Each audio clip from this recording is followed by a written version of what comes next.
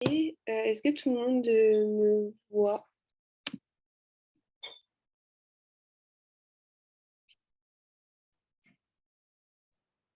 Ok. Et est-ce que vous voyez aussi le diapo que je suis en train de partager?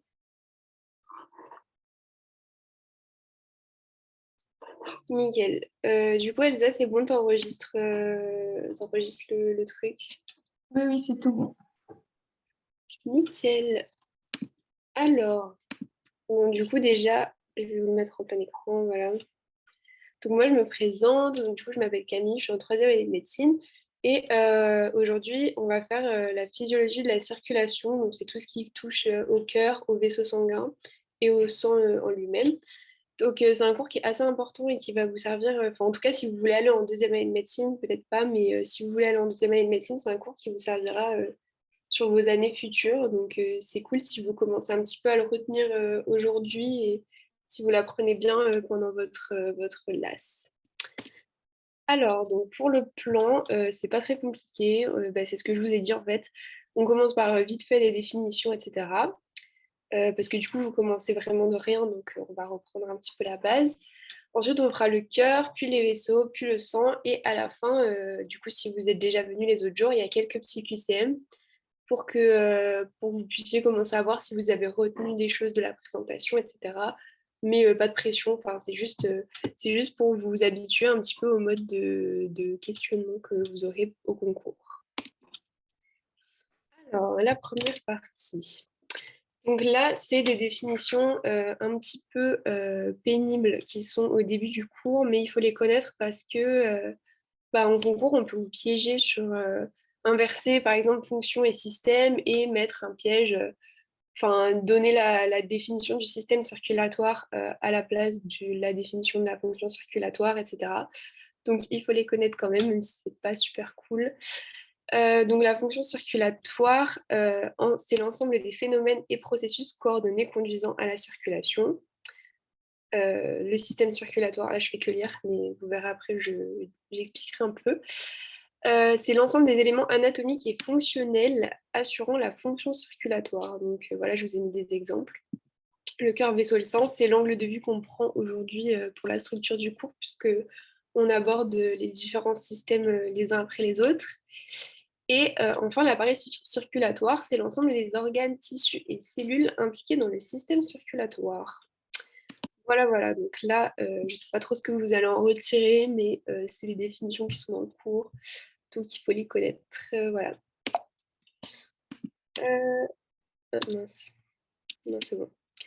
Donc, ensuite, concernant le rôle de la circulation sanguine, donc globalement, c'est surtout du transport. Donc d'un côté, du transport d'oxygène et des nutriments, donc tout ce que vous mangez, etc., glucides, lipides, etc., vers les tissus et les cellules, puisque peut-être que vous le savez déjà, mais les cellules, pour fonctionner, pour avoir un fonctionnement normal, elles ont besoin d'oxygène et elles ont besoin de nutriments, donc principalement du glucose. Et donc le sang va transporter à toutes les cellules de votre organisme ce dont elles ont besoin pour fonctionner normalement. Et dans le sens inverse, elle va transporter le CO2 et les produits du métabolisme. Donc en fait, les cellules, quand elles fonctionnent, elles produisent des déchets. C'est comme nous, hein, on produit des déchets. Et ces déchets vont devoir être évacués. Donc ils vont être dirigés par le sang vers les organes épurateurs. Donc les organes épurateurs, c'est les reins. Donc voilà, dans les urines, il va y avoir pas mal de déchets qui vont être évacués par les urines, par le foie ou les poumons pour rejeter le CO2.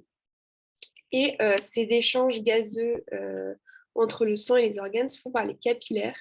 Donc les capillaires, on le verra après, c'est des tout petits vaisseaux, c'est les plus petits vaisseaux sanguins possibles, qui sont directement au contact des cellules et par lesquels va y avoir ces échanges de gaz, donc d'oxygène et de dioxyde de carbone. Donc là, à côté, le schéma, c'est juste pour vous montrer un petit peu la boucle qui se passe avec le sang, la distribution du sang aux différents organes, mais c'est en gros ce que je vous ai expliqué, ce que je viens de vous expliquer maintenant. Alors, donc, Maintenant, on va faire une différence. Alors, ça va être peut-être un peu compliqué à comprendre là tout de suite parce que je trouve que la structure du cours, elle est un peu bizarre. C'est-à-dire qu'on commence par vous dire ça et ensuite, on vous explique les différentes cavités du cœur, etc. Donc, ne vous inquiétez pas, je vais revenir dessus. Mais en gros, il faut différencier deux circulations. Il y a deux circulations différentes. Une petite circulation qu'on appelle pulmonaire, dont le rôle est d'oxygéner le sang. Donc, en fait, le sang, quand il revient au cœur, il est plein de CO2 et pauvre en oxygène. Donc, il faut le recharger en oxygène. Et donc, on va avoir la petite circulation. Donc, la petite circulation, elle part du ventricule droit du cœur. Donc là, vous avez du mal à vous visualiser, mais je vous montrerai après un schéma du cœur pour que vous voyez bien. Le ventricule droit du cœur, il est relié à des artères pulmonaires. Donc, il y a deux artères pulmonaires qui partent du ventricule droit. Ces artères pulmonaires, comme leur nom l'indique, elles vont aller jusqu'au poumon et donc se diviser jusqu'à être des petits capillaires où il va y avoir des échanges gazeux donc au niveau de vos poumons. Quand vous respirez, vous ingérez de l'oxygène et cet oxygène-là va passer dans le sang. Une fois que l'oxygène est passé dans le sang va pouvoir retourner au cœur, puisque maintenant il est plein d'oxygène, donc il va pouvoir nourrir les cellules de votre corps. Et donc, il va y avoir des veines pulmonaires. Donc, cette fois-ci, il y en a 4. Donc, ça aussi, c'est un piège qui tombe, enfin, qui peut tomber en tout cas, parce que c'est assez facile de s'embrouiller entre deux artères pulmonaires et 4 veines pulmonaires. Donc, essayez de retenir que les artères, il n'y en a que 2, les veines, il y en a 4. Voilà. Donc, il y a 4 veines pulmonaires qui vont revenir au cœur au niveau de l'oreillette gauche. Donc, encore une fois, l'oreillette, peut-être que vous ne savez pas trop ce que c'est, mais je vais vous le montrer après. Et donc voilà, de l'oreillette gauche, donc on a le sang gorgé en oxygène qui arrive. Donc ça, c'est pour la petite circulation qui permet d'oxygéner le sang une fois qu'il est dépourvu d'oxygène. Et c'est une circulation qui est à basse pression, donc maximum 25 mm de mercure. Donc voilà, le mmHg, c'est les millimètres de mercure, si vous ne savez pas. Donc voilà, retenez que c'est à basse pression. Essayez de retenir le chiffre. Peut-être que vous ne le retiendrez pas aujourd'hui, mais il faudra le connaître pour la fin de l'année. Et de l'autre côté, on a la grande circulation ou la circulation systémique. Ça, c'est des synonymes, hein. Et ça, c'est la circulation un peu plus connue, on va dire, qui permet l'irrigation des organes en sang oxygéné. Donc, c'est ce qu'on a vu tout à l'heure, qui permet d'apporter l'oxygène et les nutriments aux organes, aux cellules, etc. Donc, cette grande circulation, elle commence du ventricule gauche. Donc, dans le ventricule gauche, on a du sang qui est gorgé en oxygène et qui va être expulsé du cœur et qui va partir dans l'aorte. Donc, l'aorte, si vous connaissez un seul vaisseau, je pense que c'est celui-ci. Donc, c'est une grosse artère qui part du cœur. Donc, je ne sais pas si vous voyez mon curseur, mais bon, elle est sur le schéma. Là, c'est celle qui fait une crosse.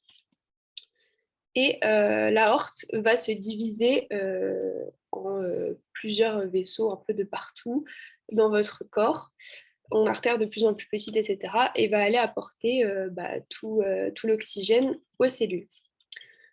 Ensuite, il faut que ce sang, une fois qu'il a fait, qu'il a rempli son rôle, qu'il a donné tout l'oxygène qu'il fallait à ses cellules, il faut qu'il revienne au cœur, du coup, pour rejoindre la petite circulation et être réoxygéné par les poumons. Du coup, pour revenir au cœur, il va emprunter, donc là j'ai mis des abréviations, VCI et VCS, c'est pour veine cave inférieure et veine cave supérieure. Est-ce qu'elles sont sur le schéma? Je regarde. J'ai pas l'impression qu'on les voit. Ah si, voilà, veine cave supérieure ici et inférieure ici. Donc supérieure, c'est pour tout ce qui est haut du corps, enfin, tout ce qui est au-dessus du cœur, et veine cave inférieure, c'est tout ce qui est en dessous. Donc, c'est des veines qui vont ramener le sang désoxygéné jusqu'à l'oreillette droite. Et ensuite, de l'oreillette droite, du coup, je ne sais pas si vous avez remarqué, mais ça va faire un cycle. Donc, de l'oreillette droite, ça va passer dans le ventricule droit, et etc. Ça va rejoindre la petite circulation. Et en fait, c'est un cycle comme ça. Le sang, il se fait réoxygéner en passant par les poumons. Ensuite, il est injecté dans l'organisme, il revient désoxygéné, etc., etc. Donc voilà, et cette circulation, par contre, c'est une circulation qu'on dit haute pression, donc entre 100 et 140 mm de mercure. Donc voilà. Donc si vous n'avez pas très bien compris les cavités du cœur, ce que c'est ventricule, ce que c'est oreillette, ne vous inquiétez pas, on va revenir dessus, je crois, en plus tout de suite. Ben voilà, on passe à la partie du cœur. En tout cas, je ne sais pas si vous posez des questions, mais je ne vois pas le chat. Donc, n'hésitez pas même à allumer le micro si vraiment vous voulez m'arrêter sur quelque chose. Parce que comme je présente, en fait, je ne vois pas les messages que vous envoyez. Donc, voilà, maintenant, on va passer à la partie sur le cœur. Donc là, j'ai mis un schéma qui sera sûrement peut-être plus clair pour vous. Donc, attendez, j'essaye de mettre le curseur. Est-ce que vous voyez ma souris ou pas? Oui, oui, on la voit, Camille, t'inquiète. Ah, nickel. Donc du coup, donc là, je vous ai mis un schéma du cœur pour comprendre un petit peu mieux les différentes cavités. Donc là, on a l'oreillette droite. Donc si vous vous souvenez de ce que je vous ai dit il y a 30 secondes, c'est par là que revient le sang désoxygéné qui vient de la veine cave supérieure et de la veine cave inférieure. Donc voilà, il revient au cœur par ces vaisseaux-là et il atterrit dans l'oreillette droite. Et l'oreillette droite, eh ben, elle est connectée, elle est juste séparée par une valve, mais elle est connectée au ventricule droit qui est ici. Et le ventricule droit, on se souvient, dans la petite circulation ou la circulation pulmonaire, il éjecte le sang dans les artères pulmonaires. Donc on avait dit qu'elles étaient deux, et là on les voit, regardez, ici et ici. Donc là, après, on ne voit pas la suite, mais ça part en poumon, etc. Ensuite, ça va revenir par les veines pulmonaires. Donc les veines pulmonaires, là, on n'en voit que deux. Il faut imaginer que de l'autre côté, là, elles sont cachées, il y en a deux autres. Il y en a quatre en tout. Elles vont revenir, elles vont ramener le sang chargé en oxygène dans du coup le ventre, l'oreillette gauche. Donc ça arrive dans l'oreillette gauche ici. De l'oreillette gauche, ça passe au ventricule gauche, qui est ici. Et le ventricule gauche, il va se charger d'expulser tout ce sang riche en oxygène aux différents organes de notre organisme. Donc il va expulser, il va se contracter avec le muscle ici. Ça va passer dans l'aorte. Donc l'aorte, c'est cette grosse artère qui fait une crosse comme ça. Et ensuite, ça va partir partout dans le cœur. Et ensuite, ça reviendra. Bon, ensuite, voilà, ça fait un cycle, hein, et ça revient par ces deux veines-là. Donc voilà un petit peu pour les différentes cavités du cœur. Dans tous les cas, comment ça passe des artères aux veines. Alors, comment ça passe des artères aux veines? Donc, vous vous souvenez, je vous ai expliqué que la plus petite division, les plus petites artères, c'était des capillaires. Donc, en fait, une fois que ça va se diviser, que ça va devenir des minuscules capillaires, il va y avoir un moment où il va y avoir juste un échange sanguin. En fait, il n'y a pas vraiment de rupture entre artère et veine. On va passer d'une artère à une veine sur une toute petite division. C'est un endroit où il va y avoir un échange cellulaire, enfin un échange gazeux, où du coup l'oxygène va partir dans la cellule et, le vaisseau va récupérer du dioxyde de carbone. Et dans ce cas-là, du coup, bah, ça devient une petite vénule en fait. Les capillaires et les vénules, et ensuite ça regrossit. En fait, les veines, elles partent de la plus petite division et elles deviennent de plus en plus grosses. Et les artères sont très grosses et deviennent de plus en plus petites, et tout ça se rejoint au niveau cellulaire, quoi. Il y aura un schéma plus tard peut-être qui sera un peu plus clair où vous verrez vraiment la transition entre artères et veines. Mais en gros, voilà, il n'y a pas de réelle rupture entre les artères et les veines. Voilà, bon, c'est cool, je vois le chat. Donc sinon, quelques facts sur le cœur, un petit peu chiant à apprendre, mais qu'il faut connaître quand même. Donc le cœur, il fait une taille d'environ 12 cm, il pèse environ 300 grammes, donc évidemment c'est des moyennes, hein, ça varie. La fréquence normale d'un cœur humain, c'est entre 60 et 80 battements par minute. Après, évidemment, ça augmente à l'effort, etc. On a un volume d'éjection de 80 millilitres par battement et un débit de 8000 litres par jour. Donc, c'est des chiffres, ça peut être compliqué à retenir, mais ça peut tomber au concours, encore une fois. Souvenez-vous bien aussi des unités, parce que ça peut arriver qu'il y ait des pièges sur les unités. Donc, voilà. Le cœur, il a aussi besoin, puisqu'il est constitué de cellules, il a aussi besoin d'être irrigué en sang. C'est pas parce que lui, il apporte le sang à tous les autres organes qu'il n'a pas besoin lui-même d'être irrigué. Donc, il y a les artères qui sont responsables d'irriguer le cœur en sang. Et ces artères, peut-être que vous avez déjà entendu le nom, sont les artères coronaires. Donc, il y en a deux.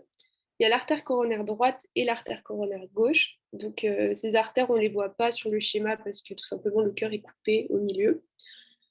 Mais ce qu'il faut savoir principalement sur ces artères, mis à part qu'elles irriguent le cœur, c'est que on a l'artère coronaire droite, c'est tout. Et par contre, l'artère coronaire gauche qui va se diviser en deux artères. Et il faut connaître leur nom. Donc, c'est l'artère coronaire antérieure et l'artère circonflexe. Donc, voilà, essayez de retenir ça. Je sais, j'ai pas vraiment de moyens pour retenir laquelle se divise, laquelle se divise pas, mais voilà. Donc aussi, oui, voilà ce que j'ai pas précisé, mais sur le schéma, quand les vaisseaux sont en bleu, c'est que le sang est pauvre en dioxygène. Et quand ils sont en rouge, c'est qu'il est riche en dioxygène. Donc souvent, on dit que les artères sont en rouge et les veines sont en bleu parce qu'en général, c'est ce qui se passe. Les artères coronaires, non, elles ne sont pas sur ce schéma-là parce que, comme je vous ai dit, le cœur est coupé. En fait, c'est comme si on avait pris un cœur et qu'on l'avait coupé au milieu. Et donc, du coup, on ne voit pas la paroi du cœur, le cœur en entier. Donc, on ne peut pas les voir. Elles sont par-dessus le cœur. Mais voilà, faites attention, en fait, quand c'est rouge, c'est que c'est riche en dioxygène. Et on a vu qu'il y avait certaines artères qui transportaient du sang pauvre en dioxygène. Donc, c'est les artères c'est les artères pulmonaires là, qui sont en violet. C'est les artères, mais elles transportent du sang pauvre en dioxygène parce qu'elles elles vont amener le sang au poumon pour le réoxygéner. Donc, voilà pour ça. Alors là, un petit peu d'anatomie, de localisation du cœur. Donc, il n'y aura pas grand-chose à savoir, mis à part que le cœur, il est situé dans la poitrine. On a tendance à penser que le cœur est à gauche. En fait, ce n'est pas totalement vrai. Le cœur est plutôt au centre, mais il a une pointe qui part vers la gauche. Donc, on peut voir qu'il est situé entre la deuxième côte et le cinquième espace intercostal. Donc, espace intercostal, comme son nom l'indique, c'est entre deux côtes. Vous prenez première côte, deuxième côte, entre les deux, il y a le premier espace intercostal, etc., etc. Donc voilà, ça c'est des repères du cœur qui sont assez importants. Et concernant l'axe du cœur, on dit qu'il est orienté de la clavicule droite à la hanche gauche. Donc faites attention de ne pas vous inverser, hein, souvenez-vous. Essayez de vous tracer une flèche sur vous ou dans votre tête pour être sûr que le cœur est bien orienté vers la gauche. Donc là, on peut voir sur le schéma ici que le cœur est en fait vers le centre, ici, mais qui tend vers la gauche. Et ça, le bout, la pointe du cœur ici, c'est ce qu'on appelle l'apex du cœur. Et le cœur aussi, ce qu'il faut savoir, c'est qu'il repose sur le diaphragme. Donc le diaphragme, globalement, c'est pas l'objet du cours, hein, mais c'est le muscle principal de la respiration. Quand vous inspirez, etc., c'est le diaphragme qui travaille et c'est ce que vous voyez ici, là. Hop. Le cœur repose dessus, du coup. Voilà pour ça. Alors, maintenant, on va faire un petit peu d'histologie. Donc, histologie, c'est l'étude des tissus. Donc, on va étudier un petit peu de quoi est composé le cœur en lui-même. Donc, on ne va pas rentrer trop dans les détails parce que dans le cours, le prof ne le fait pas.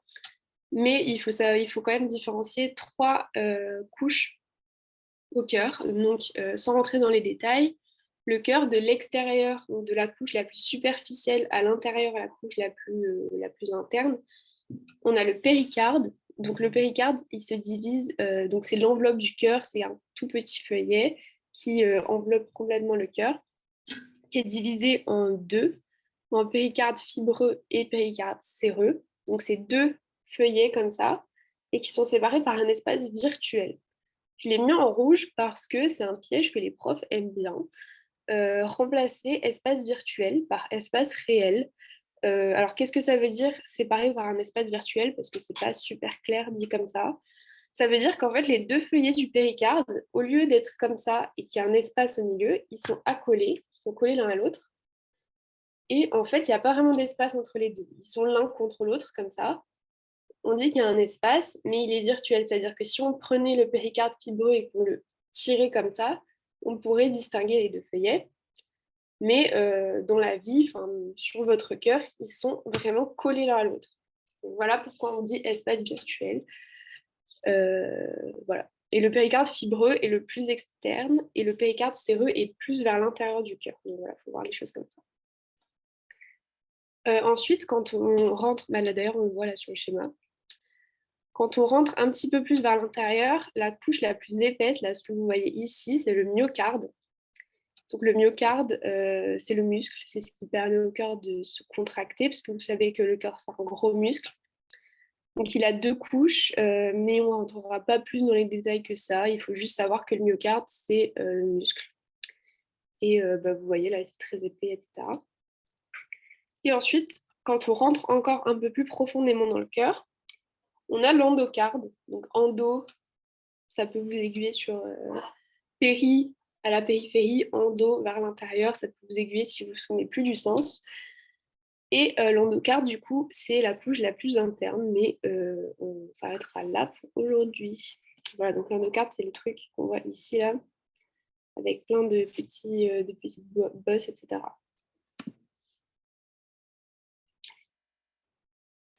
Alors, donc, je vous ai dit, le cœur, c'est un muscle, il pompe le sang et il permet de l'éjecter dans les vaisseaux, etc. On peut le voir sous plusieurs angles. Donc ça, pareil, c'est une partie un petit peu de définition, un petit peu descriptive que je ne peux pas vraiment vous expliquer. C'est pas le plus important à retenir aujourd'hui selon moi, mais je vous le dis quand même. Donc la contraction cardiaque, on peut la voir sous différents angles selon la discipline, on va dire. Donc d'un point de vue physiologique, il faut quand même retenir que la contraction cardiaque, elle est régulée par le système nerveux autonome. Donc le système nerveux autonome, euh, pour retenir ce que c'est le système nerveux autonome, il faut juste retenir que vous ne pensez pas à contracter votre cœur. C'est pas vous qui vous dites ah là il faut que je contracte mon cœur pour éjecter mon sang dans les différents organes. Ça se fait tout seul. C'est quand même régulé par un système nerveux, mais c'est pas le système nerveux conscient. C'est autonome. Donc en fait vous n'y pensez pas. Le cœur se contracte entre guillemets tout seul. Donc voilà comment retenir. Et il y a des phénomènes électriques, biochimiques et mécaniques qui régulent aussi cette contraction. Ce n'est pas une contraction au hasard, etc. D'un point de vue anatomique, vous le verrez peut-être en biologie cellulaire, je ne sais pas si vous allez l'aborder, mais en gros, les cellules myocardiques, donc les cellules du cœur, du muscle cardiaque, se raccourcissent pour se contracter. En fait, pour qu'il y ait ce mouvement-là, il faut que chaque cellule se raccourcisse un petit peu. Et elles se raccourcissent dans les 3 dimensions. Donc, comme ça et comme ça. Ensuite, d'un point de vue géométrique, bon là, tout ça, c'est un peu moins important, mais en gros, on a une diminution du volume cardiaque. Enfin, ça, c'est évident, hein, c'est juste quand il se contracte, il va être comme ça, il va se contracter, il va être plus petit, enfin, il va prendre moins d'espace, quoi. Et diminution du volume des ventricules. Donc, les ventricules, c'est les cavités qui éjectent le sang, elles vont se contracter, donc elles vont diminuer de volume pour pouvoir éjecter le sang. Et ensuite, d'un point de vue physique, il y a un gradient de pression entre les différentes cavités pour permettre au sang de passer dans les différentes cavités.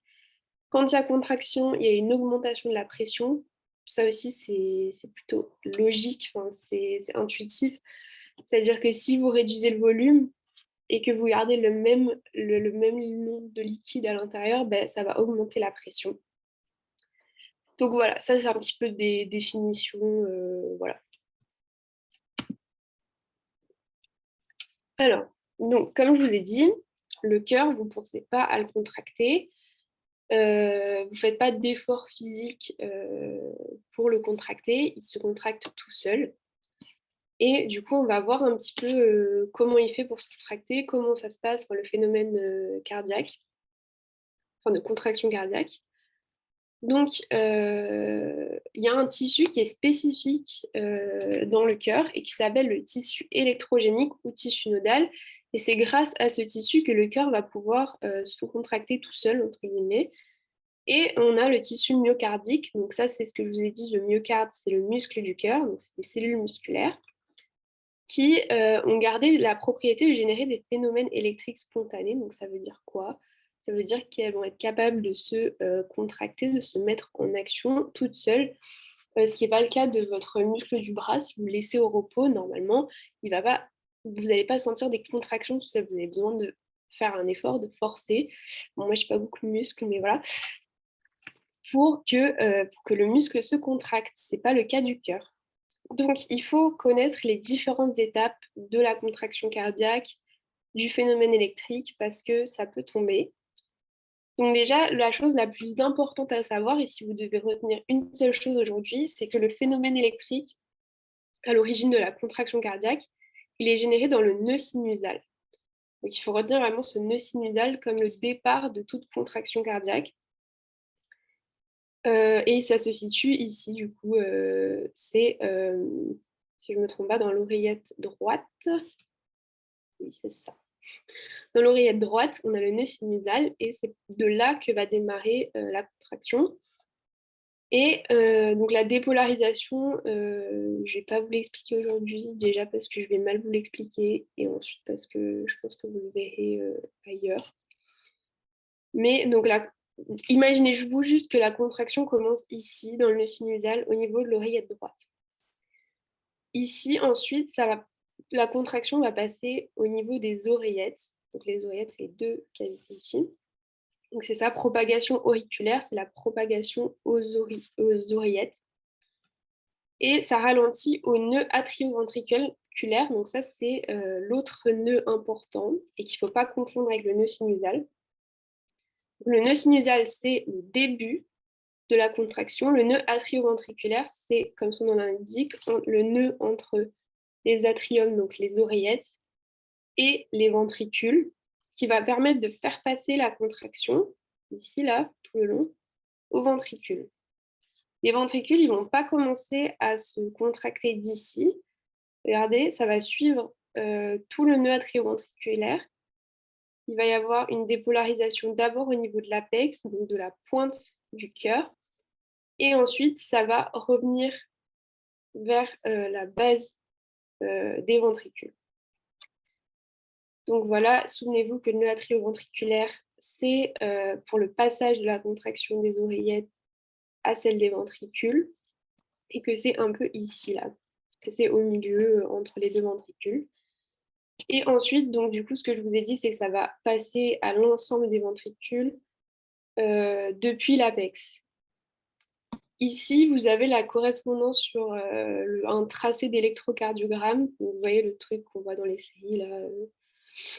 Même moi, je ne sais pas lire et déchiffrer un électrocardiogramme. Normalement, j'apprendrai cette année, j'espère. Mais c'était juste pour vous montrer que, en gros, chaque étape correspond à un tracé sur l'électrocardiogramme, à une onde, en fait. Mais il n'y a rien à retenir là-dessus. L'électrocardiogramme, vous aurez largement le temps de voir ça plus tard si vous allez en médecine. Donc, maintenant, on va parler du couplage excitation-contraction. Parce qu'en fait, tout à l'heure, sur cette diapo, je ne sais pas comment on revient, voilà, comme ça. Sur cette diapo, je vous ai dit que là, ça se contractait. En fait, ça se dépolarise. Donc, c'est un phénomène électrique. Comment on passe d'un phénomène électrique à un phénomène mécanique qui est la contraction musculaire? Donc, il y a la définition, évidemment, ensemble des phénomènes permettant la transformation d'un phénomène électrique, donc dépolarisation, propagation du potentiel d'action, en un phénomène mécanique, donc la contraction cardiaque. Le deuxième nœud. Alors, le deuxième nœud, je reviens dessus, 2 secondes. Hop. Je spoil le truc. Le deuxième nœud, il est ici. Comme j'ai dit, il permet de passer, donc tout ce qui est en jaune, c'est ce qui est dépolarisé, donc c'est ce qui va être à l'origine d'une contraction, de passer des oreillettes qui sont ici au ventricule. Donc le phénomène électrique, il va passer par là et venir dépolariser les ventricules par l'apex. Sinon, en fait, sans ce nœud atrioventriculaire, le phénomène de contraction, il s'arrêterait aux oreillettes et les ventricules ne se contracteraient pas et donc ça ne pourrait pas fonctionner. Donc ça fait vraiment nœud atrioventriculaire, ça fait passer la contraction des oreillettes au ventricule. Voilà. Donc, nickel. Du coup, je vous ai lu la définition. Le couplage entre le phénomène électrique et le phénomène mécanique, qui est la contraction cardiaque, il est assuré par le calcium. Donc, retenez bien que c'est le calcium. Ne confondez pas avec le sodium, le potassium, etc. C'est un piège hyper simple qu'on peut vous faire et ça serait bête de faire faux à ça. Donc, quel est le cheminement pour passer d'un phénomène électrique à le phénomène mécanique qui est la contraction? Donc, on a le phénomène électrique qui est un potentiel d'action, ça s'appelle comme ça, qui va mener à l'augmentation à l'intérieur des cellules du calcium. Donc, en fait, il y a des étapes intermédiaires, évidemment, là, c'est simplifié, mais il faut retenir que ce phénomène électrique, ça va avoir pour conséquence d'augmenter le calcium à l'intérieur des cellules. Donc, l'intérieur des cellules va être chargé en calcium. Donc, c'est un phénomène biochimique intermédiaire. Biochimique parce que c'est avec des ions. Et ce calcium, encore une fois, il manque des étapes pour bien tout relier ensemble, va permettre de produire une force. Donc, une force, c'est un phénomène mécanique et donc ça va permettre la contraction. Donc, retenez ces 3 étapes simples. On ne rentre pas dans les détails, ce n'est pas non plus précisé dans le cours. Donc, pas la peine de connaître davantage que ça. Retenez juste qu'il y a une étape intermédiaire entre le phénomène électrique et la contraction qui implique le calcium. C'est le plus important. Donc, la contraction cardiaque, attendez, j'essaie de juste...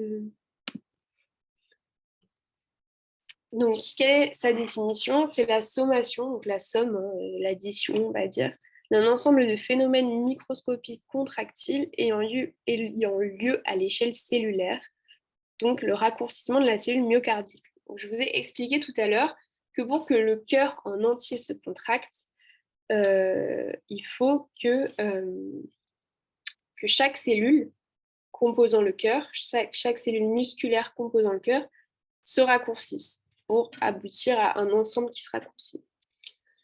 Donc, il faut juste retenir, comme je vous l'ai dit tout à l'heure, qu'il y a un raccourcissement en 3 dimensions. Donc, dans le sens longitudinal, donc c'est les flèches rouges. Dans le sens radial, c'est les flèches jaunes. Et dans le sens circonférentiel, donc autour, c'est les flèches bleues. Et ça va faire que tout le cœur va se raccourcir, enfin, va se rétracter, on va dire. Ça va permettre le raccourcissement du cœur et aussi des cavités très importantes pour expulser le sang. Donc, à chaque battement cardiaque, il y a un raccourcissement en 3 dimensions des cellules myocardiques et ça va permettre de définir un cycle cardiaque.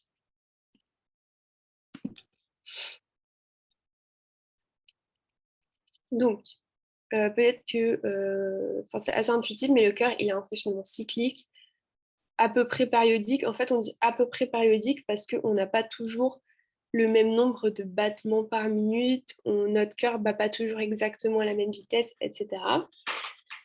Mais globalement, le cycle est toujours le même. Donc, il y a un cycle contractile. Donc, peut-être que vous avez déjà entendu ces mots, mais la contraction du cœur, on peut la diviser en 2 parties. Donc, la systole, qui est en fait la contraction du myocarde et l'éjection du sang. Donc, c'est ça la contraction en elle-même, c'est la systole. Et la diastole, c'est la relaxation du myocarde qui permet le remplissage des cavités. Donc, le cœur va se contracter, ça va éjecter le sang dans les vaisseaux. Et ensuite, une fois qu'il est contracté, il ne va pas rester contracté toute sa vie, évidemment. Donc, il va se relâcher. Et en se relâchant, les cavités vont grandir, ce qui va permettre de attirer le sang dans les cavités et de les remplir à nouveau. Donc voilà, il ne faut pas confondre les deux phases de la systole et de la diastole. Donc ça concerne les 4 cavités. Évidemment, les 4 cavités se vident et se remplissent. Donc d'abord les oreillettes, puis ensuite les ventricules. On a une mobilisation du sang de la plus grande pression vers la plus basse, bon ça voilà. Et la définition de la période cardiaque, c'est la durée en secondes d'un cycle cardiaque. Donc un cycle cardiaque, c'est une systole plus une diastole, c'est les deux. On appelle un cycle cardiaque le moment où ça se contracte et où ça se relâche et où ça re-remplit. Et ensuite, on recommence un cycle quand le cœur se recontracte. Donc, si on a une période pour notre cœur de 1 seconde, ça veut dire qu'on peut avoir 60 périodes en 1 minute, puisqu'il y a 60 secondes dans 1 minute. Et donc, ça correspond à 60 battements par minute. Donc voilà, c'est un peu des maths, hein. Il suffit de faire le calcul, mais souvenez-vous que le cycle cardiaque, le cycle contractile, c'est systole et diastole. Donc la relaxation compte dans le cycle aussi. Donc voilà, on va un petit peu rentrer dans les détails de la systole et de la diastole, parce que vous allez voir, elles ne durent pas la même durée et n'ont pas les mêmes phases, les mêmes sous-phases, parce que bon, la systole et la diastole, ce sont déjà des phases de la contraction, mais elles ont différentes durées. Donc ça aussi, c'est assez intuitif, mais la contraction dure moins de temps que la relaxation. En fait, elle se contracte d'un coup et après, ça se relâche petit à petit, donc c'est assez logique. Donc, la systole prend 1/3 du temps et la diastole les 2/3 restants. Donc ça, il faut le retenir aussi. Les deux phases ont une partie isovolumique. Donc isovolumique, ça veut dire que le volume de sang est constant. Donc il y a un moment dans la systole, dans la contraction, où il ne va pas encore y avoir d'éjection. Donc d'abord, ça se contracte. Ça se contracte, le sang n'est pas encore sorti, donc c'est la phase isovolumique. Bon, là, je vous explique ça comme ça, mais évidemment, ça dure une fraction de seconde. C'est très rapide, du coup, on n'a pas le temps de le voir, quoi. Mais il y a un moment où le cœur a commencé à se contracter et où le sang n'a pas encore été éjecté. Donc, il est encore dans la cavité et c'est ce qu'on appelle la phase isovolumique. Ensuite, la suite de la systole, la contraction continue et cette fois-ci, le sang va sortir dans les vaisseaux et c'est ce qu'on appelle la phase d'éjection. Éjection dans les vaisseaux, du coup. Pour la diastole, c'est pareil. Quand le cœur va se relâcher, au début, il va se relâcher et il ne va pas attirer de sang dans ses cavités. Donc, au début, c'est une phase isovolumique parce qu'il n'y a pas de sang supplémentaire qui rentre dans les cavités. Ça, pareil, ça dure très peu de temps. Donc, c'est vraiment décomposé en fractions de secondes, quoi. Et ensuite, il y aura une deuxième phase où le cœur continue de se relâcher et cette fois-ci, ça attire le sang dans ses cavités. Donc, voilà pour ces systoles et diastoles. Donc, ce qu'il faut savoir aussi, c'est que quand il y a une contraction, il y a une augmentation de la pression, donc c'est assez logique, puisque vous contractez et dans la phase isovolumique, vous gardez le même volume de liquide à l'intérieur. Donc, vous avez un volume plus petit qui contient le même volume. Donc, ça va augmenter la pression puisque le sang va être plus serré dans la cavité, entre guillemets. J'essaye de schématiser un peu. Et au niveau de la diastole, il va y avoir une diminution de la pression. Donc ça aussi, c'est logique. Si vous avez plus de sang dans les cavités parce qu'elles sont contractées comme ça et que d'un coup, vous faites de la place, mais qu'il n'y a toujours pas de sang dedans, vous allez avoir une pression très faible parce que vous allez avoir beaucoup d'espace pour peu de liquide. Donc, en gros, le sang qui reste va avoir beaucoup d'espace pour lui. Donc, la systole, comme j'ai déjà expliqué, est à l'origine de l'éjection du sang depuis les ventricules vers l'aorte et les artères pulmonaires. La diastole permet le remplissage par le retour veineux. Donc ensuite, quand le sang revient par les veines, il va rentrer dans les cavités au moment de la diastole. Voilà. Bon, ensuite, ça c'est un petit peu de la physique, on va dire. Donc, les variations de pression, puisque je vous ai dit systole, augmentation de la pression, diastole, diminution de la pression, elles vont entraîner des variations de pression dans l'aorte. Donc, l'aorte, c'est le gros vaisseau qui fait une crosse et qui part du ventricule gauche du cœur, qui va aussi varier de pression en fonction des variations de pression du cœur. Et ça va être à l'origine d'un flux sanguin à travers l'aorte et qui va permettre d'étudier le débit cardiaque. Le débit cardiaque, c'est le volume de sang qui est éjecté par unité de temps. Donc, ça va être combien de litres est éjecté du cœur par minute, combien de millilitres par minute. Donc là, il y a une formule, je vous avoue, je ne vais pas vous mentir, c'est pas le plus fun à retenir, mais il faut connaître la formule pour calculer le débit cardiaque. Donc le débit cardiaque, c'est Q. Et pour calculer le débit cardiaque, ça va être le volume d'éjection systolique, donc combien de sang est éjecté à la systole, multiplié, donc le point c'est multiplié, par la fréquence cardiaque.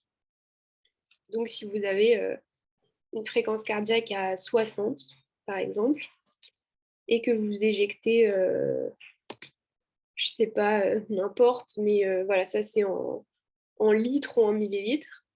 Vous multipliez les deux et vous avez votre débit cardiaque.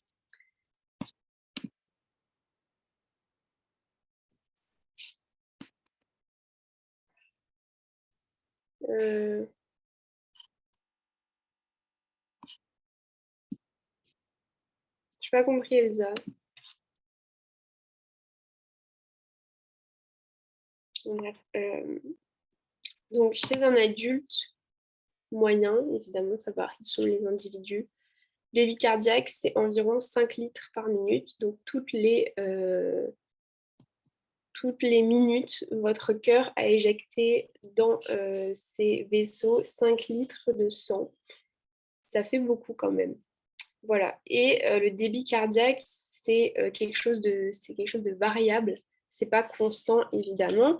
Ça dépend des besoins de l'organisme et il y a quelques facteurs qu'on vous cite dans le cours qui augmentent le débit cardiaque.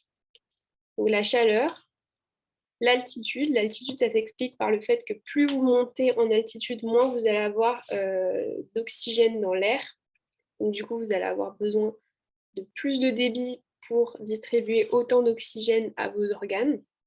Les émotions, comme par exemple le stress, qui peut augmenter le débit cardiaque.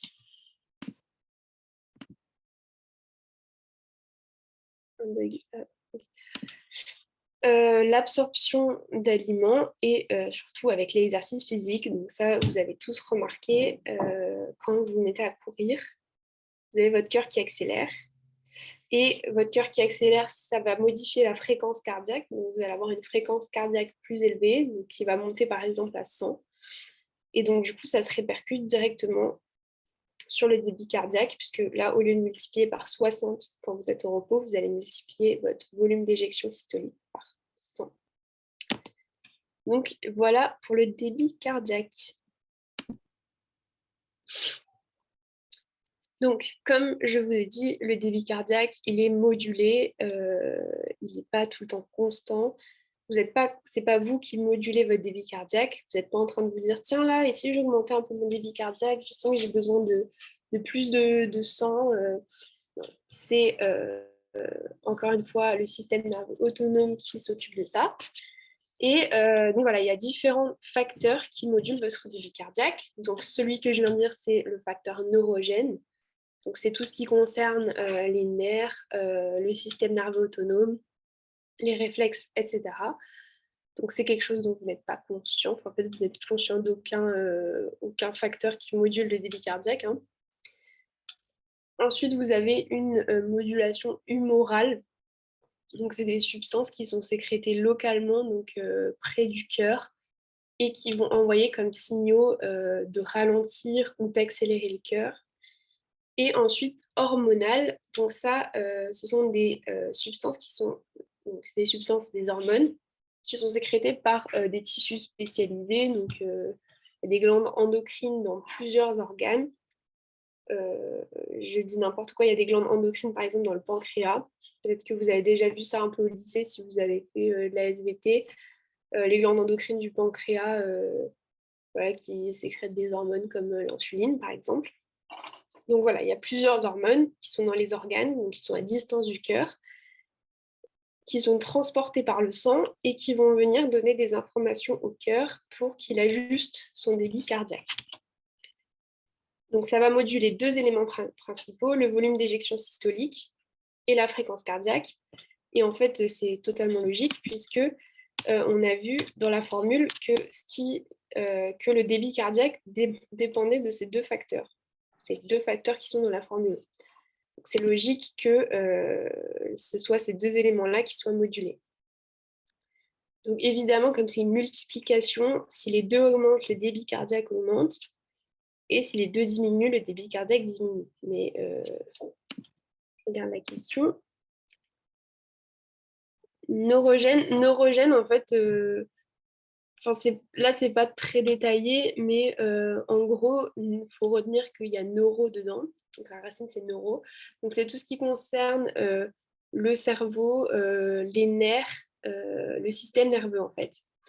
Donc, il va y avoir différents centres nerveux dans ton cerveau qui vont réguler ton débit cardiaque. Mais c'est pas toi qui décide, donc c'est pas ton cerveau conscient, c'est pas toi qui te dis là je vais diminuer mon débit cardiaque. Ce sont des structures dans le cerveau, des centres nerveux dont tu n'as pas conscience. Voilà, je pourrais pas te dire où est-ce qu'ils sont localisés, etc. Quelle est leur fonction précise, mais retiens neuro, la racine, c'est que c'est tout ce qui concerne le système nerveux.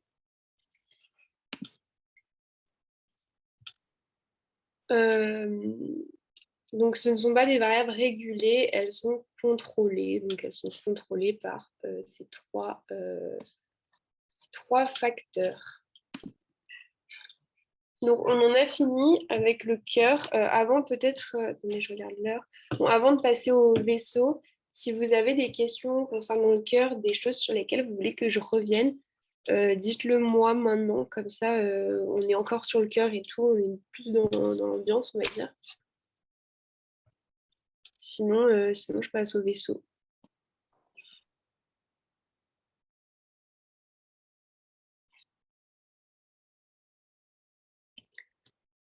C'est clair. La page d'avant, 30 secondes. La formule, c'est une addition, une multiplication. La formule, c'est une multiplication. Donc, attends, je vais remettre. Du coup, on m'a demandé la page d'avant et donc, je remets un petit peu la page d'avant. Et ensuite, j'explique. La formule, c'est une multiplication, mais je vais remontrer quand même. Est-ce que c'est bon pour la page d'avant? Ok, nickel. Donc, du coup, la formule. Donc, c'est ici. Donc, le point là, entre les deux éléments de la formule. Le point, c'est comme un multiplié. C'est la même chose. Vous risquez de le voir plusieurs fois. Ça équivaut à un multiplié. Donc, c'est une multiplication.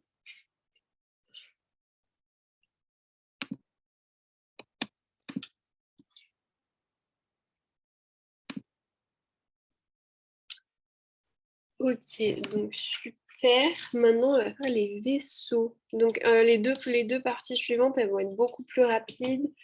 Je pense que ça va être moins lourd pour vous. Donc, courage. Je ne sais pas si on tiendra les 2 heures. On verra. Donc, on va faire un peu d'anatomie des vaisseaux. Donc, il y a 4 compartiments qu'on va différencier parmi les vaisseaux. Donc, évidemment, les artères et les veines, mais aussi les capillaires systémiques et les capillaires pulmonaires. Donc, il faut retenir différentes caractéristiques pour ces différents compartiments. Donc, le compartiment qui a la plus haute pression, ce sont les artères, euh, parce que c'est du sang qui est éjecté du cœur, donc il a une pression élevée. La paroi des artères, elle est épaisse, donc ça peut-être que vous le reverrez, mais en fait, quand on regarde des vaisseaux, qu'on coupe des vaisseaux et qu'on les regarde, souvent l'artère est bien ronde, ou bien délimitée, elle forme un cercle quasiment parfait. Et par contre, quand on coupe une veine et qu'on la regarde, en général, elle est un peu aplatie, parce qu'en fait, elle a une paroi beaucoup plus fine, et du coup, bah, elle est un peu toute aplatie. Donc voilà la différence entre les artères et les veines. Les veines, c'est à basse pression et les deux sont imperméables. C'est-à-dire qu'en fait, euh, il ne peut pas y avoir d'échange à ce niveau-là. Donc le gaz ne peut pas passer à travers les artères ou à travers les veines pour aller dans les cellules, puisqu'elles sont totalement imperméables. Donc c'est pour ça qu'on dit que ce sont des zones de conduction. Donc elles conduisent le sang vers les cellules, mais elles ne permettent pas de distribuer le dioxygène aux cellules. Par contre, pour ça, on a les capillaires. Donc, je vous en ai parlé tout à l'heure. C'est tout petits vaisseaux qui sont directement en contact des cellules et qui permettent de faire des échanges gazeux. Donc, on différencie les capillaires systémiques et les capillaires pulmonaires. Si vous vous souvenez du début du cours, j'ai différencié la grande circulation ou circulation systémique de la petite circulation ou circulation pulmonaire. Bah là, c'est la même chose, c'est le même principe. Donc, c'est pour ça qu'on les différencie ici. Donc, les capillaires systémiques vont être à très basse pression et vont avoir une paroi très fine qui va permettre au gaz de sortir de ces capillaires et d'aller jusqu'aux cellules. Donc, les capillaires sont perméables. Donc, si vous devez retenir un truc, c'est que tous les capillaires, que ce soit pulmonaire, systémique, c'est perméable, ça permet les échanges gazeux. Donc, c'est écrit zone d'échange tissulaire systémique, zone d'échange tissulaire pulmonaire. Quelle va être la différence entre les capillaires systémiques et les capillaires pulmonaires? Bah, les capillaires systémiques vont donner de l'oxygène aux cellules de tous vos organes et vont récupérer le dioxyde de carbone qui est produit en déchets par les cellules. Et les capillaires pulmonaires, par contre, eux, vont aller au contact de vos alvéoles pulmonaires, donc vos poumons, qui sont chargés d'air, vont récupérer l'oxygène de vos alvéoles pulmonaires, donc de vos poumons, et vont donner le dioxyde de carbone à vos poumons. Donc c'est pour ça, vous inspirez, vous faites le plein d'oxygène, et quand vous expirez, vous rejetez du dioxyde de carbone. Bah, entre l'inspiration et l'expiration, vous avez fait des échanges gazeux avec votre sang via les capillaires pulmonaires. Donc voilà, les capillaires pulmonaires ont une pression encore plus basse que les capillaires systémiques, mais ce n'est pas l'essentiel. Donc un petit peu d'histologie à nouveau, comme on a fait avec le cœur tout à l'heure. Donc on va différencier dans les vaisseaux 3 couches. Donc pareil, les vaisseaux, hein, ils ont plusieurs couches, comme le cœur. De la plus externe à la plus interne, on a l'adventice, la média et l'intima. Donc intima, en fait, je trouve que c'est assez facile à retenir parce que intima, ça fait penser à intime, c'est plus à l'intérieur, vous voyez. Média, c'est un peu au milieu, enfin média, milieu, enfin voilà. Et l'adventice. Donc l'adventice, c'est la tunique externe. C'est du tissu conjonctif, donc ça vous parle peut-être pas vraiment le tissu conjonctif. Je ne sais pas ce que vous avez eu comme cours pour l'instant à la pré-rentrée. Vous verrez ça en biologie cellulaire. De toute façon, vous allez le voir. Ce sera beaucoup plus clair parce que là, je ne vais pas vous expliquer ce que c'est du tissu conjonctif. Et dans l'adventisme, donc dans la couche externe, il y a des terminaisons nerveuses du système nerveux autonome. Donc, je vous ai dit que tout ça, c'était régulé par notre cerveau de façon non consciente. Et donc, il y a des nerfs sur ces vaisseaux, dans ces vaisseaux, qui permettent de réguler, par exemple, je dis n'importe quoi, la contraction des artères. Voilà. La média, ça commence par un M, c'est des fibres musculaires. Donc, c'est la couche musculaire des vaisseaux, parce que les vaisseaux ont une couche de muscles. Donc, c'est des fibres musculaires qui sont lisses. Donc, pour différencier les deux, les fibres musculaires striées, c'est ce qu'on a dans les muscles. Bah, je vais vous reprendre l'exemple du biceps. C'est un muscle strié, donc c'est un muscle qu'on peut contracter volontairement. C'est nous qui choisissons. Donc, tous nos muscles, par exemple, nos muscles de jambes, nos abdos, ce sont des muscles striés, donc des muscles qu'on contracte à volonté. Et on a aussi plein de muscles lisses qui, eux, se débrouillent tout seuls. Ils se contractent sans qu'on le sache. Et là, on en a, par exemple, sur l'estomac, c'est un muscle lisse.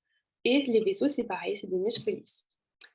C'est pas écrit, mais il faut noter que la couche de muscles des artères est plus épaisse que celle des veines.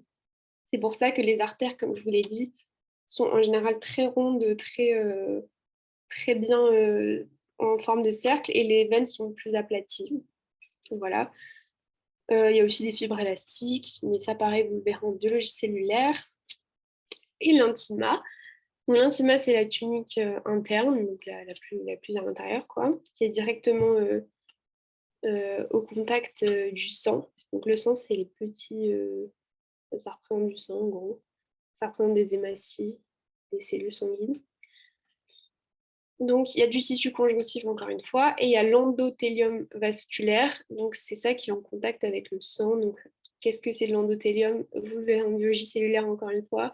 C'est compliqué de faire de l'histologie si vous n'avez pas trop de base, mais c'est pas très grave. Enfin, le but aujourd'hui, c'est pas que vous ayez tout retenu par cœur, que vous soyez OK sur toutes les notions. Vous aurez largement le temps de les revoir et voilà, si vous avez retenu quelques trucs déjà, ce sera super bien. Voilà, alors pour la personne qui me demandait tout à l'heure comment on passe des artères aux veines, bah là, c'est assez clair. Je pense que le schéma parle bien de lui-même, donc c'est cool. Donc ici, on a une artère, une artériole. Donc c'est une toute petite artère. Là, elle a l'air grosse, mais parce que imaginez que c'est très zoomé. Donc une toute petite artère et ici une vénule. Donc c'est une toute petite veine. Et entre les deux, on va avoir des capillaires. Donc d'abord métartériole, les capillaires, hop. Et ensuite, les vrais capillaires, ils sont ici, là. Et ensuite, un canal de passage. Et donc, vous voyez, finalement, les artères et les veines sont reliées par ces toutes petites structures.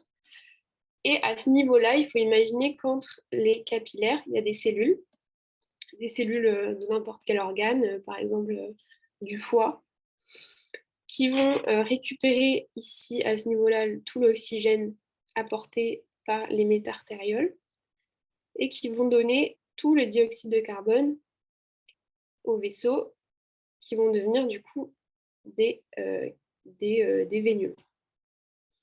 Donc voilà, quand je vous disais qu'il n'y avait pas de vraie différence entre les deux, c'est parce que tout se rejoint.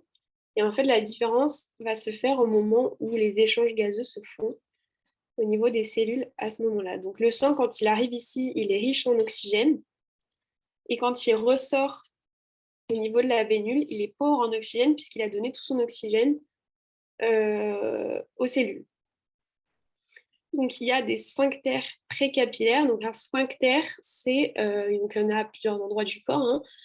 C'est un muscle qui permet de fermer ou d'ouvrir quelque chose, donc qui se contracte pour bloquer le flux ou qui se relâche. Et là, ça contrôle le débit sanguin local. Donc, si le sphincter est contracté, il va y avoir peu de sang qui va passer dans les capillaires. Et au contraire, si le sphincter est relâché, il va y avoir plus de sang qui va passer. Et tout ça, ça peut former un shunt vasculaire. Donc, c'est écrit ici, shunt vasculaire. La définition du shunt vasculaire, c'est un passage de sang directement de la métartériole au canal de passage sans échange cellulaire important. Donc, c'est quand on a le sang qui circule direct, mais qui ne fait pas vraiment d'échange avec les cellules. Donc, en fait, c'est un peu un sang inutile, entre guillemets, puisqu'il ne va pas vraiment beaucoup donner son oxygène aux cellules, il ne va pas beaucoup récupérer le dioxyde de carbone, il va directement passer au canal de passage et à la vénule sans avoir fait trop d'échanges avec la cellule. Donc ça arrive, hein, c'est quelque chose qui existe physiologiquement, ce n'est pas forcément une maladie. On en a déjà fini avec les vaisseaux, je vous avais dit que ça allait être court. Du coup, est-ce que quelqu'un a des questions sur les vaisseaux, veut revenir sur une diapo ou quoi?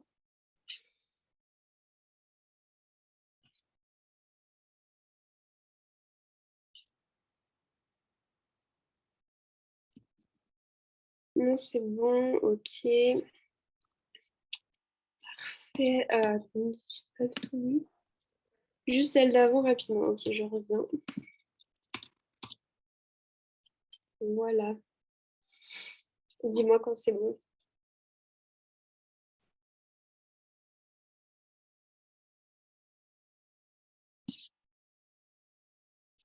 Nickel. Donc, dernière partie avant les petits QCM, le sang. Donc, ça va être assez rapide aussi, vous allez voir. Donc, définition du sang d'abord. Donc, le sang, il assure le transport des gaz. Donc, ça, on en parle depuis le début du cours. Donc, je pense que ça commence à vous saouler. Je pense que vous avez compris. Des substances nutritives. Donc, ça, j'en parle moins parce que je fais des raccourcis. Mais il y a aussi plein de substances nutritives qui sont transportées dans le sang. Et les éléments qui participent à la défense de l'organisme. Donc, il y a aussi toute l'immunité qui se trouve dans le sang, enfin, qui circule dans le sang. Donc tout ce qui va être lymphocytes, ça, je ne vais pas trop rentrer dans les détails, mais ce qui permet de se défendre contre les agents agresseurs de votre organisme. Et le sang, il peut se décomposer en plusieurs parties. Il faut retenir malheureusement les différentes parties et leur pourcentage. Désolée, je sais que c'est pas super cool tout ce qui est chiffres. Donc déjà, on a le plasma. Donc le plasma, en gros, c'est le liquide, c'est le fluide. C'est pas des cellules, ça va être vraiment le liquide, voilà, qui constitue quand même 55% du volume total du sang. Donc on verra plus en détail, mais en gros, ce fluide est composé principalement d'eau, en grande partie d'eau, mais il y a aussi des protéines, des électrolytes, des gaz, des nutriments, des hormones, des vitamines. En fait, il y a un peu de tout sauf des cellules. Ensuite, le reste, ça va être les éléments figurés du sang, donc les cellules qui sont dans le sang. Donc, on va avoir 4% de leucocytes, donc c'est les globules blancs. C'est tout ce qui, ça va participer à la défense de votre organisme, ça va avoir un rôle dans l'immunité. Et les thrombocytes, qu'on connaît en général davantage sous le nom de plaquettes. Donc, si vous avez déjà fait un bilan sanguin en labo, vous avez dû avoir votre dosage de leucocytes et de plaquettes. Donc les plaquettes, c'est pour la coagulation du sang. Donc quand vous coupez, vous faites une entaille sur la peau, ça saigne. Et puis au bout d'un moment, ça saigne plus, normalement, si vous n'êtes pas hémophile. Donc ça saigne plus. Pourquoi? Parce qu'il y a la coagulation qui se fait. Et ça, c'est en partie grâce aux plaquettes. Donc les plaquettes, c'est les espèces de petites étoiles violettes là. Et les globules blancs, des globules blancs, voilà. Et enfin, les érythrocytes, qu'on connaît plus sous le nom de globules rouges. Donc ça, des disques rouges comme ça, qui eux vont transporter l'oxygène, les gaz, etc. Donc ça, c'est très important. Ça constitue quand même 41% du volume du sang. Donc tout ça, c'est des éléments figurés du sang. Il faut vous dire que c'est tout ce qui est cellulaire, c'est toutes les cellules. Le plasma, c'est tout sauf les cellules. Il y a de tout, il y a un peu de tout et n'importe quoi, mais il n'y a pas de cellules dedans. Et en tout, en moyenne, dans notre corps, on a 5 litres de sang. Donc ça aussi, ça va peut-être revenir dans d'autres cours. Enfin, moi, il me semble que pendant ma première année, je l'avais vu dans plusieurs cours. Donc voilà, il faut retenir que vous avez 5 litres de sang dans votre organisme qui circule en permanence. Là, c'est le schéma du cours qui est très complet, mais ça vous permet d'avoir un peu plus de détails. Donc là, c'est ce que vous avez dit tout à l'heure, plasma, qui est composé en grande partie d'eau. Donc voilà, vous voyez, hein, il y a plus de 90% d'eau.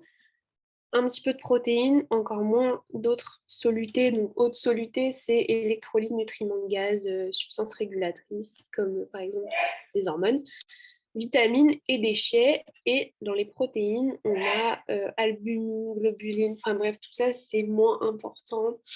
Surtout que ça ne va pas trop vous parler vu comme ça, mais c'était juste pour vous schématiser un peu plus clairement. Puis c'est le schéma qui est utilisé dans le cours, donc voilà. Les éléments figurés du sang, donc toutes les cellules, donc les plaquettes, on les voit un peu mieux ici, c'est des fragments de grandes cellules. Donc là, il y a le nombre qu'on a de plaquettes dans l'organisme. Alors, est-ce qu'il faut le connaître ou pas? Pour la pré-rentrée, je dirais non. C'est vraiment un schéma qui est dans le cours comme ça, mais je ne suis pas sûre que ce soit très important. Après, on dit souvent que ce soit en passe ou en LAS, que tout ce que dit le prof, tout ce que met le prof dans le cours, il faut le connaître au cas où. Mais voilà, pour aujourd'hui, vous n'allez pas apprendre qu'il y a 250 000 à 400 000 plaquettes dans l'organisme, c'est pas très utile. Donc ensuite, on a les globules blancs, donc, que je vous ai dit qui participent à l'immunité. Donc, ils sont détaillés ici, il y en a plein. Il y a les neutrophiles, les éosinophiles et les basophiles. Voilà, ça c'est tout ce qui est polynucléaire. Peut-être que vous avez déjà vu sur vos bilans sanguins toujours polynucléaire neutrophile, polynucléaire éosinophile, polynucléaire basophile. Enfin voilà, ils sont là. Ensuite, les lymphocytes. Les lymphocytes, vous avez peut-être vu ça au lycée. Et les monocytes. Donc tout ça, ça participe à l'immunité d'une façon très très complexe que même moi, j'ai du mal à tout comprendre. Donc on ne va pas détailler. Et enfin, les globules rouges. Donc ça, je vous ai dit, enfin, il n'y a pas plus de détails que tout à l'heure, mais vous voyez qu'on en a vraiment beaucoup. Voilà pour la composition du sang. Quels sont les rôles du sang? Donc, on le dit depuis le début. Désolée, j'ai une nez qui me gratte depuis tout à l'heure. C'est mon chat, je pense. On le dit depuis tout à l'heure, mais il y a un rôle de transport des gaz, évidemment. On ne fait que le répéter, donc je pense que ça, c'est bon pour vous. Des nutriments, des informations, donc je vous ai dit, des hormones, des produits du métabolisme, aussi des globules rouges, des plaquettes, etc. Et il transporte aussi la chaleur. Donc, on appelle ça un fluide qui transporte de la chaleur. On appelle ça un fluide caloriporteur. Donc, voilà, ça peut-être vous ne le saviez pas, parce que tout le reste, on en a déjà un peu parlé. Mais, voilà. Mais du coup, comme je l'ai un peu évoqué, le sang participe aussi à l'immunité et à la coagulation. L'immunité, c'est tout ce qui est défense de l'organisme face aux agents agresseurs, donc maladie Covid par exemple, grâce aux globules blancs que je vous ai détaillés dans la diapo précédente, et immunoglobuline, donc ça, je ne vais pas vous expliquer, mais ça participe aussi à l'immunité et c'est quelque chose qui circule dans le sang. Et enfin, la coagulation. Donc la coagulation, c'est ce que je vous ai dit tout à l'heure, hein, quand on se coupe, qu'on saigne et qu'on arrête de saigner, c'est parce qu'on coagule. Donc les plaquettes, les plaquettes, mais aussi du fibrinogène et le système du complément. Donc ça, c'est les choses que vous verrez plus en détail si vous allez en deuxième année de médecine. Vous aurez largement le temps d'aborder tout le système du complément, etc. Là, le principal à retenir, c'est que les plaquettes ont un rôle dans la coagulation et permettent d'arrêter de saigner quand on saigne. Alors, rhéologie sanguine, qu'est-ce que c'est? Donc là, je vous présente un diagramme, je ne sais pas trop ce que c'est, bref, voilà, qui met en relation la vitesse du sang et le diamètre vasculaire. Donc la vitesse du sang en ordonnée ici, et le diamètre vasculaire en abscisse. Donc Voilà, c'est pas du plus petit au plus grand parce que la aorte c'est très grand, veine c'est très grand et au milieu on a le plus petit diamètre. Et on peut voir que quand on a un diamètre très petit, alors attendez, je ne veux pas vous dire une bêtise, on a une section cumulée. Alors comment vous expliquer la section cumulée? La section cumulée, ça va être si on coupe les vaisseaux et qu'on additionne tout ce qu'on coupe, ça va être super compliqué à expliquer. Ça fait une surface, donc en centimètres carrés. Par exemple, si on coupe l'artère, on prend la surface de l'artère quand on la coupe, on va avoir une petite surface parce que même si l'aorte est très grande, bah, il n'y en a qu'une seule. Donc, du coup, ça va être une petite surface, donc 4 cm². Si on prend la surface de toutes les artérioles et toutes les vénules et qu'on additionne tout, elles sont très petites, mais étant donné qu'il y en a un nombre énorme, on va se retrouver avec une très grande surface à la fin. Je ne sais pas trop si c'est clair.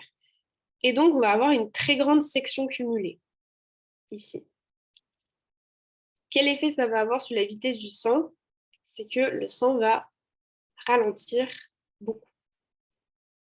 Et plus la section cumulée sera petite, plus la vitesse du sang sera rapide. Donc globalement, dans l'aorte, le sang va très vite. Et dans les petits capillaires, le sang va très lentement. On est très nombreux, donc à un temps T, il y a beaucoup de sang au total dans les capillaires. Ouais, c'est ça, en gros, ouais, Elsa elle a raison. En gros, bah, du coup, vous pouvez lire son message, mais je vais redire ce qu'elle a dit à l'écrit. Donc, en fait, il y a énormément de capillaires, donc il y a beaucoup de sang dedans. Et donc, si on prend la surface de tous les capillaires, enfin, de tout le sang qu'il y a dans les capillaires, ça va faire beaucoup plus que tout ce qu'il y a dans l'aorte euh, en proportion. Et donc, du coup, ce sang-là, dans les capillaires, il va aller beaucoup plus lentement. Mais en fait, pas besoin de comprendre vraiment la section cumulée pour savoir ça, parce que en fait, c'est logique. Enfin, intuitivement, on va se dire que le sang va plus vite dans l'aorte que dans les capillaires qui sont tout petits. Enfin, je trouve que c'est assez intuitif de se dire ça. On ne se dit pas que le sang, il va hyper vite dans les tout petits vaisseaux. Mais en gros, pour résumer en une seule phrase, la section cumulée des vaisseaux, donc ce qui est en bleu ici, est inversement proportionnelle à leur vitesse de circulation, qui est en rouge ici. Donc plus on a de sections cumulées, plus le sang va circuler lentement, plus petite est la section cumulée, plus le sang va aller vite. Voilà. C'est pas l'essentiel du cours. C'est assez compliqué à expliquer, peut-être à comprendre, mais c'est vraiment une diapo dans le cours, c'est pas l'essentiel. Donc essayez de retenir déjà la phrase en rouge ici, même si vous ne la comprenez pas pour l'instant.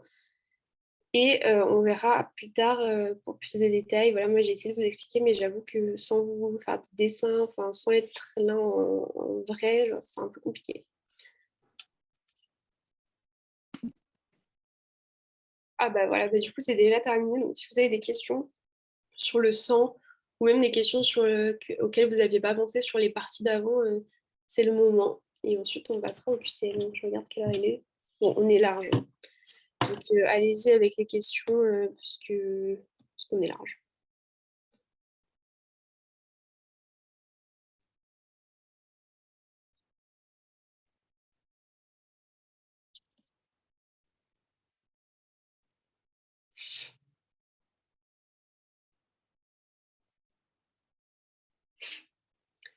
C'est bon du coup pour les questions, vous êtes prêts à faire les QCM?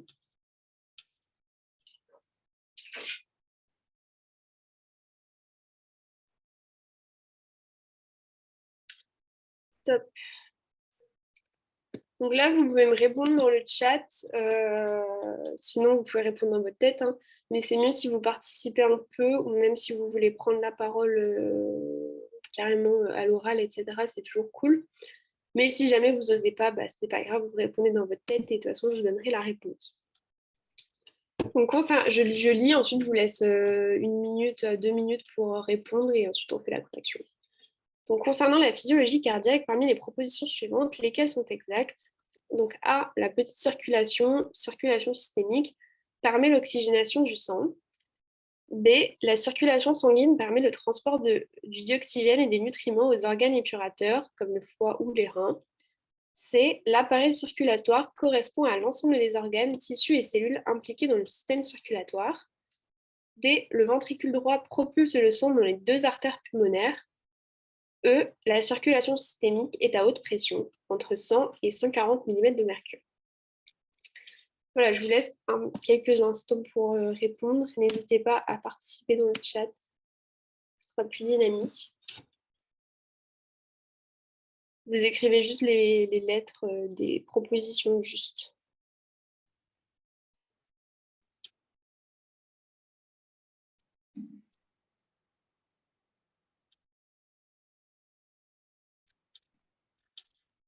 Bon. À eux, ok. Est-ce qu'on a d'autres propositions? C'est assez ambigu.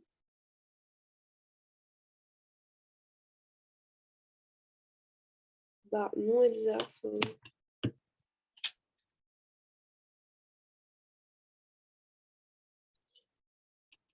B, C, D, ok. A, C, E, A, C, D, A, B, pas la A. C, D, E, A, E. Bon, merci, vous avez été vous êtes plein à participer, ça me fait trop plaisir.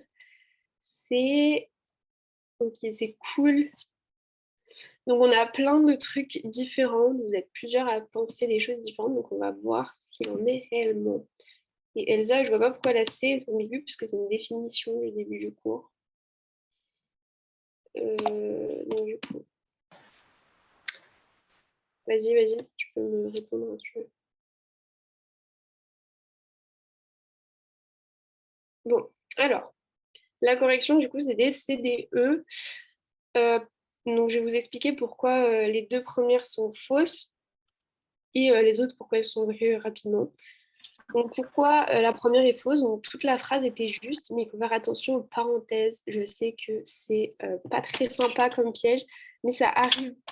Donc, il faut faire attention. Donc, la petite circulation, c'est la circulation pulmonaire et pas la circulation systémique. Ouais, voilà. Ben, en fait, prenez vraiment le réflexe de lire les parenthèses. En fait, il faut tout lire dans un item. A, la B. Ah, parce que c'est pas complet. C'est ça. Moi, en fait, j'ai l'impression que la circulation sanguine aussi, elle permet le transport de l'oxygène et des nutriments aussi aux organes épurateurs comme tous les autres, en fait. C'est-à-dire qu'eux aussi en consomment. Donc, c'est un petit peu ambigu parce qu'on ne sait pas si on veut dire exclusivement que en fait on épure l'O2 et les nutriments par le foie et le rein en fait dans Ah l'item. oui, Voilà. ok, je vois.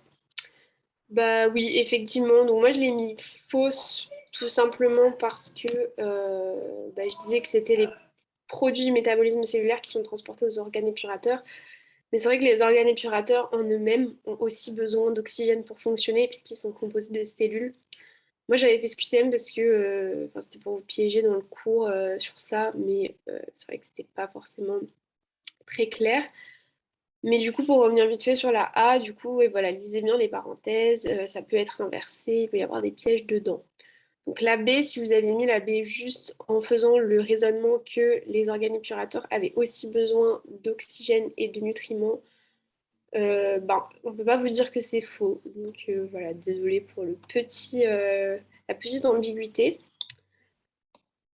C'est l'appareil circulatoire correspond à l'ensemble des organes, tissus et cellules impliqués dans le système circulatoire. Donc ça, c'est une des définitions du tout début. Tout bêtement, hein, voilà, il n'y a rien à expliquer de plus que ça. Le ventricule droit propulse le sang dans les deux artères pulmonaires. Donc là, c'était vrai aussi. C'est les veines qui sont au nombre de 4. Mais c'est bien le ventricule droit qui propulse aux artères pulmonaires. Et la circulation systémique est à haute pression, entre 100 et 140 mm de mercure. C'était ça aussi. Les chiffres sont bons, tout est bon. Donc nickel. Est-ce qu'il y a d'autres questions sur ce QCM ou est-ce qu'on peut passer au suivant?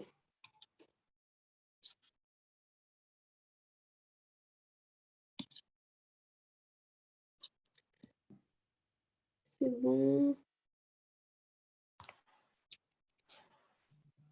Nickel.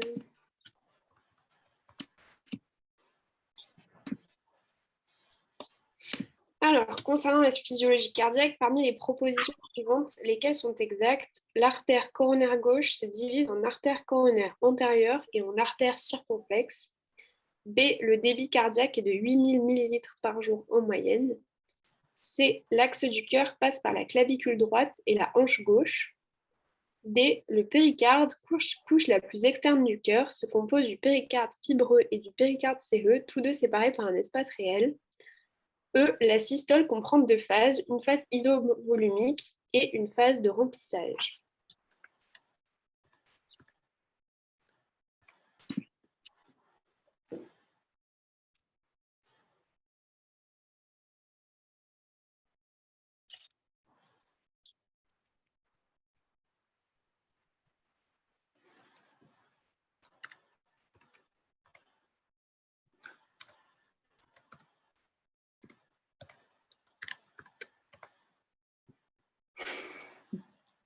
Il y a quelqu'un qui a laissé juste son micro allumé. Si vous pouvez l'éteindre pour éviter des bulles parasites.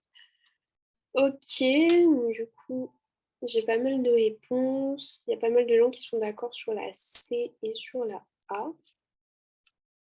Donc, on va voir ça. Donc, c'était bien la A et la C. Donc, bravo à ceux qui ont trouvé. Donc, c'est bien l'artère coronaire gauche qui se divise en artère coronaire antérieure et artère circonflexe. Donc, il n'y avait pas de piège sur ça. Ça peut arriver qu'il y ait écrit artère coronaire droite. Il faut se souvenir de laquelle c'est. Donc, le débit cardiaque, attention au piège d'unité. Vous en avez parlé un petit peu. 8000 millilitres par jour. En fait, si vous lisez bien, vous vous dites que 8000 millilitres, c'est pas beaucoup du tout. Et vous vous dites que c'est pas logique. En fait, c'est 8000 litres par jour en moyenne. Donc faites attention vraiment à chaque mot, chaque unité et tout, parce que le piège peut se trouver là où on l'attend pas trop. Ensuite, c'est l'axe du cœur passe par la clavicule droite et la hanche gauche, c'est vrai, donc c'est à retenir. J'ai fait des QCM sur des trucs qui, selon moi, sont importants, donc voilà, ça en fait partie. Donc là, item un peu long pour essayer de vous perdre, en gros. Donc toute la phrase est juste, tout est juste jusqu'à espace réel. Donc ça, je vous avais un peu mis en garde dessus, je vous avais un peu expliqué que c'était en fait espace virtuel. Donc voilà, bravo à ceux qui ne sont pas tombés dans le piège. Et eux, la systole comprend deux phases, une phase isovolumique, effectivement, et une phase d'éjection. Donc la systole, il faut se souvenir que c'est la contraction. Donc il ne peut pas y avoir de remplissage au moment de la contraction. C'est forcément une phase d'éjection. Ça éjecte le sang dans les vaisseaux. C'est la diastole qui a une phase de remplissage. Voilà. Est-ce que vous avez des questions?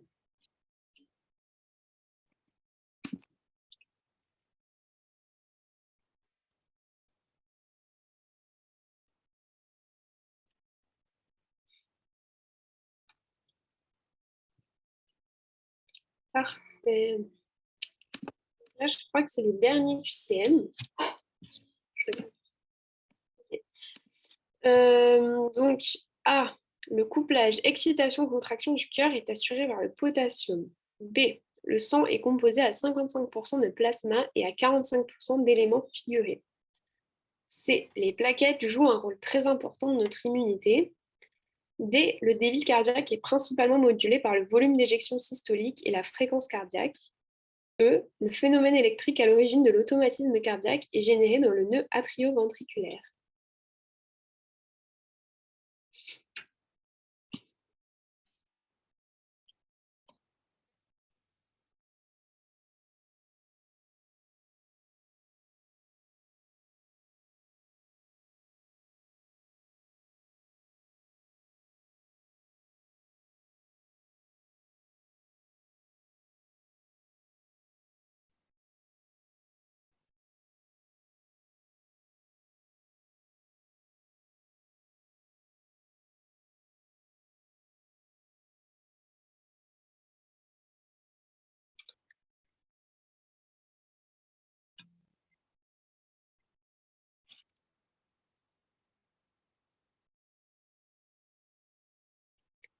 Bon, on a beaucoup de BD, un petit peu de DE, un petit peu de BCD.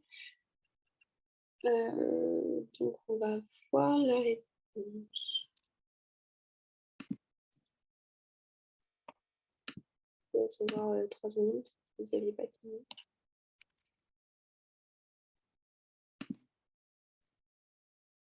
Alors, c'était bien BD. Pour tous ceux qui ont mis BD, vous êtes nombreux d'ailleurs, donc c'est super. Je suis contente, ça veut dire que ça a été clair. Donc, le couplage excitation-contraction du cœur est assuré par le potassium. Donc ça, je vous avais un petit peu aiguillé. Je vous avais dit qu'il ne fallait pas confondre avec un autre ion. Donc, c'est évidemment le calcium. Essayez de bien retenir. En général, même à chaque fois qu'il y a une contraction d'un muscle qui est en jeu, en général, c'est souvent le calcium, hein, de toute façon. Le sang est composé à 55% de plasma et à 45% d'éléments figurés. C'est vrai, on l'a vu dans le grand schéma là, de tout à l'heure. Les plaquettes jouent un rôle très important dans notre immunité. Alors non, les plaquettes, elles jouent un rôle très important dans la coagulation. L'immunité, ça va plutôt être tout ce qui est globules blancs, leucocytes, donc lymphocytes, polynucléaires, monocytes, etc. Donc à ne pas confondre. Mais je pense qu'avec les autres cours, etc., avec toute votre mineure santé, ce sera un peu plus facile de ne pas tomber dans le piège. D, le débit cardiaque est principalement modulé par le volume d'éjection systolique et la fréquence cardiaque. Donc ça, soit vous avez retenu la formule et dans ce cas-là, bah, vous savez que c'est juste, soit vous avez retenu la phrase dans le cours et bah, vous savez que c'est juste aussi, mais voilà, c'est écrit hein, dans le cours. Et E, le phénomène électrique à l'origine de l'automatisme cardiaque est généré dans le nœud atrioventriculaire. Donc non, c'est l'autre nœud. Pour ceux qui se sont trompés, c'est le nœud sinusal. Donc voilà, il faut vraiment retenir phénomène électrique à l'origine de l'automatisme cardiaque, c'est nœud sinusal, ça naît dans le nœud sinusal. Bah voilà, écoutez, c'est terminé, c'est cool, vous allez avoir une demi-heure en plus. Donc si jamais vous avez des questions, moi j'ai un Facebook si vous voulez me poser des questions. Donc vous pouvez me les poser maintenant ici, hein. Mais le nœud sinusal est pareil que le nœud nodal. Nœud nodal, bah, nodal ça veut dire nœud. Je crois pas que. Je vais revenir à la diapo.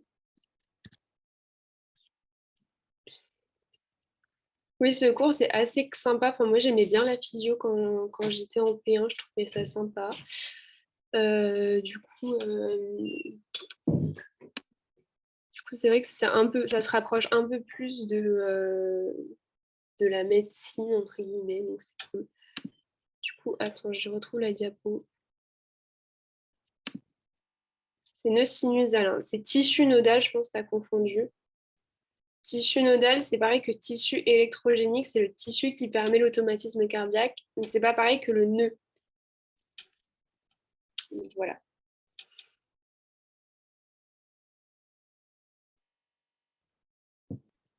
Du coup, bah, merci à vous d'avoir suivi le cours. N'hésitez pas à me contacter si vous avez des questions qui vous viennent plus tard. Et bah, voilà, bon appétit.